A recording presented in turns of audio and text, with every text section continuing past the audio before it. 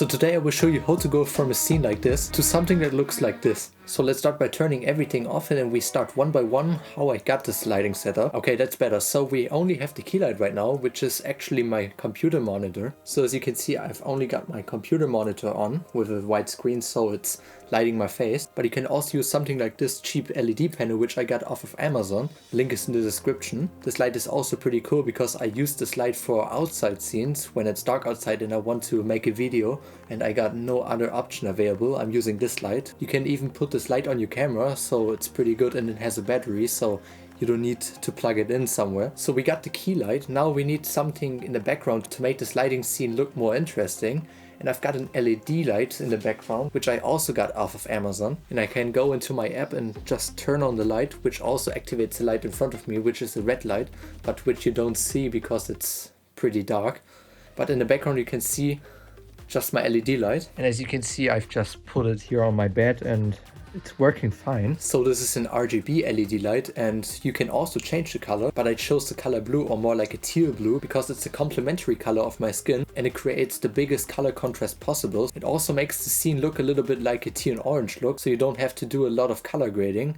Actually, I don't do that much of color grading when I'm filming in here because it already has that teal and orange look. And you can even get this look with an iPhone. I'm gonna show you later when we finish the scene.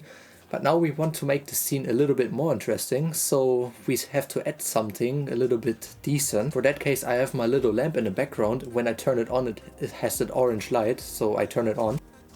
So now it's on. It's not making a huge difference, but it looks pretty cool in the background when you have a little bit of color separation going on in the background. So the best part about the setup is it's basically free because I had all the lights available here except for the LED panel. But also if you have to buy all those things here, they are pretty cheap and pretty affordable, so you can get them right now off of Amazon if you want to. And also, by the way, this lamp looks a little bit like a penis because my friend had a little bit of fun with this lamp because you can bend around the lamp and give it a form, so yeah, it has a form of a penis. Something I don't like about this lighting setup actually, and which I could fix right now, is that you can see the LED light right here a little bit.